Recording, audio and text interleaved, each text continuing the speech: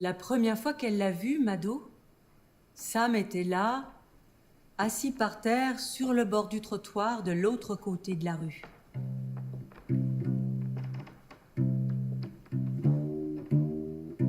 Sam, il habitait une toute petite pointe de terre entre la bretelle et l'autoroute.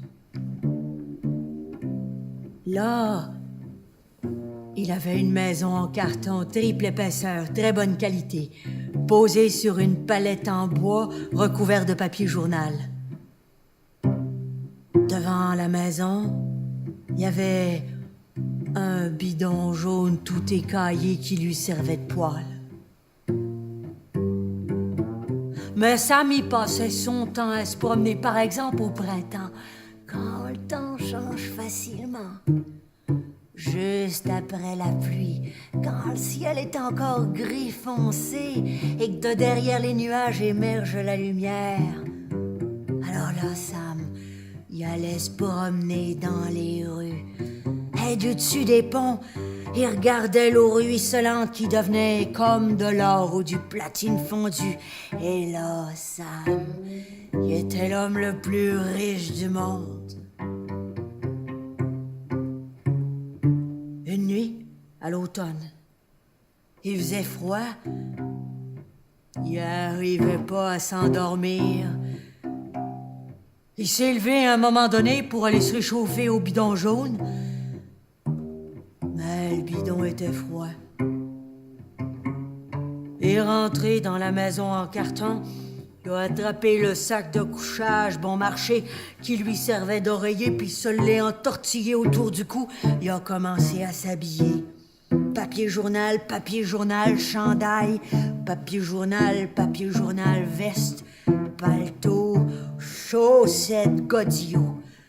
Et il a commencé à faire claquer ses pieds, comme pour essayer de faire rentrer de quoi de chaud là-dedans. En passant devant le centre commercial, il y a eu un pincement au cœur. Dedans, il y avait bien la chaleur, mais avec les gars de la sécurité puis tous leurs chiens, c'était même pas la peine d'y penser. Il a marché tout droit. Quand il est arrivé au grand carrefour, il a eu le choix. Devant le centre-ville, à droite, les résidences. Il a choisi les résidences. En s'en venant de loin, c'était étonnant, tout était illuminé comme pour Noël. Il s'est approché, et là, il a vu qu'il y avait rien que des filles, des femmes, des filles. Il y avait des barbares à dentelle. Il y avait des carmines toutes textiles. Il y avait des Juliettes à paillettes. Lui, ça l'a rendu comme un chien fou. Vroup! Il a bondi au milieu de la volière. Vroup, vroup, vroup! Toutes les filles sont remontées dans leur affiche. Il a juste eu le temps d'en voir une qui n'était pas encore rentrée. Ha! Il donne un grand coup de patte dans l'affiche. Mais l'affiche s'est déchirée. La fille pouvait plus rentrer. Elle restait bête à côté. Lui, il l'a regardé avec son air de chien braque. Il dit, viens-t'en chez nous. Monte sur mon dos. Mais qu'est-ce qu'elle pouvait faire? C'est ce qu'elle a fait. C'est comme ça que Sam a commencé à avoir de la compagnie.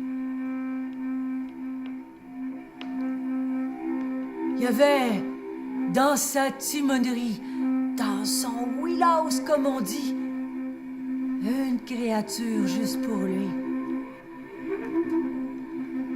Cette fille-là était bien spéciale.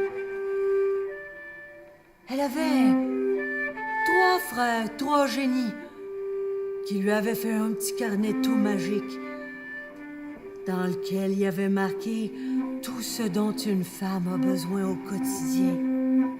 Je crois même qu'elle avait pas à le lire, qu'elle avait juste à le dire. Hop, c'était là. C'est comme ça que sur la petite pointe de terre, il y a eu des palissades en bois exotique pour pas être dérangé par la circulation. Puis, il y a eu des rideaux à fleurs à la maison en carton, De gros édredons pour avoir chaud par n'importe quel temps.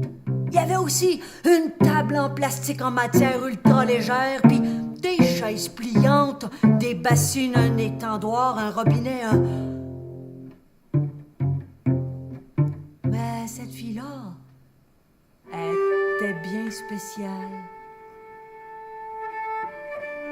Elle, ce qu'elle préférait, c'était aller se promener au centre-ville.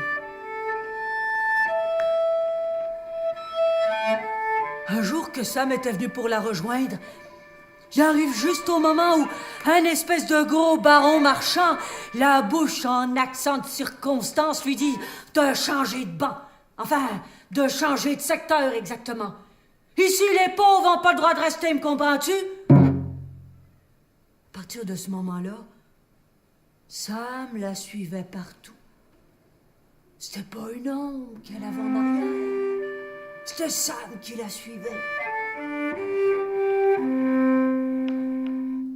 Mais les princesses, les êtres qui vivent de l'autre côté, appelez ça comme vous voudrez, ça aime pas qu'on les suive partout. Alors elle est plus sortie.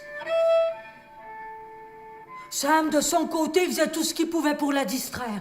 Toujours un pied en avant à essayer de devancer ses envies. Un soir, il avait fait un bon repas. Juste après le repas, elle s'est levée comme pour aller se réchauffer les mains au bidon jaune. À ce moment-là, Sam a senti un fort parfum d'encens.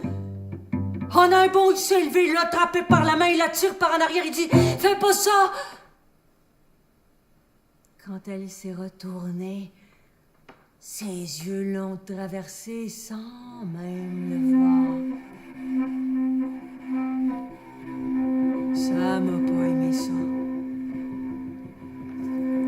Le lendemain soir, le mendiant d'amour avait mis un manteau par terre, un tapis rouge pour sa princesse, un bouquet de fleurs, des yeux caresses.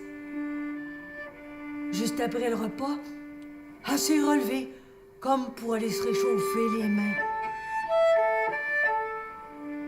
À ce moment-là, Sam a senti un fort parfum de papier d'Arménie. En un bond, il a été sur elle, il l'a attrapée dans ses bras, il a serré fort, il dit « Fais pas ça, fais pas ça! » Quand il a desserré ses bras, elle n'était plus là. Il restait rien d'elle. Juste une trace dans ses bras, lui. Juste une trace de cette femme de papier. Comme une décalcomanie, comme... Mais Sam, il a continué à parler à ses bras, comme s'il la portait, comme si le dessin est parti. Mais Sam a continué de parler à ses bras.